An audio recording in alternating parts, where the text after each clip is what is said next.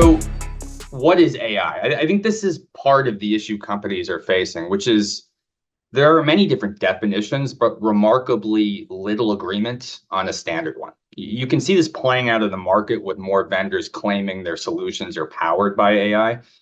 I'll give you an example. Just take a look at the slides. Here's how lawmakers are trying to define it. We've included the definition of AI in the Biden executive order on AI and the recent EU AI Act, which I'll cover in a bit later.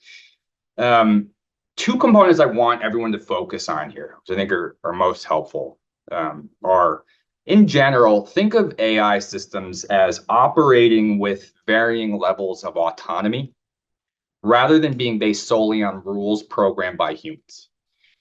Number two, they have to have the capability to infer.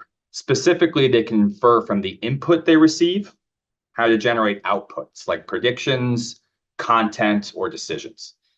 But even with this definition, there's some ambiguity here, right? And it's tough to know where the boundaries are. So let's take a step back. Broadly speaking, we should think of AI as a computer system that uses algorithms to perform functions that would traditionally require human intelligence to accomplish. When we refer to AI today, we typically are referring to systems that use machine learning. Now, machine learning is a type of AI that gives computers access to very large data sets, teaches them to learn from this data, and then apply those learnings to new data to make intelligent decisions. Algorithms have been around for a long time, but machine learning is different from traditional algorithms in a key way. With traditional algorithms, as I was alluding to earlier, a programmer uses code to define the rules the algorithm will follow. So in other words, the algorithm is human defined and it doesn't change over time. It's static. With machine learning, though, the programmer essentially leaves it up to the system to identify these rules on its own. The system does this through a training process where it ingests and analyzes tons and tons of data. Sometimes this data is labeled beforehand to help guide the model in a process called supervised learning.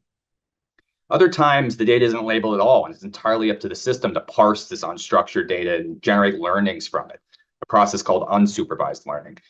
But essentially, after ingesting the training data, the model identifies patterns in the data and uses those patterns to create rules for decision-making processes. And this training is an iterative process. As the system trains on more and more data, it adapts and improves over time without direct human intervention. And I come back to that first concept, which is think of AI systems as operating with varying levels of autonomy, right?